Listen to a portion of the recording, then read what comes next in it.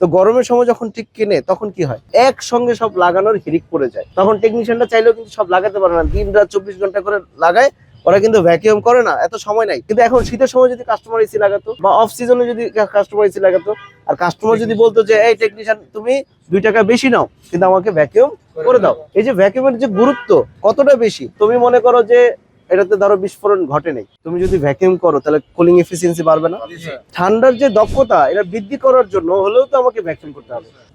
আমার একটা স্যার কথা, এটা কিভাবে নিবে আমি জানি না, আমাদের একটা স্যারের কথা যে যার আত্মা যত পবিত্র সে তত আল্লাহর নিকটে, আর যেই সিস্টেমের ভ্যাকিউম যত ভালো তার কুলিং এফিসিয়েন্সি তত ভালো। এটা হলো আমার এক স্যারের বক্তব্য। তাহলে আমাদের মেইনলি হলো, যদিও এটা তোমরা অন্যভাবে নিবা না, মেইন কথাটা হলো কোনটা, যে ভ্যাকিউমের গুরুত্বটা কতটা বেশি। ক্লিয়ার? আশা করি তোমাদের মাথায় এই জিনিসটা ঢুকছে। ধন্যবাদ। We are from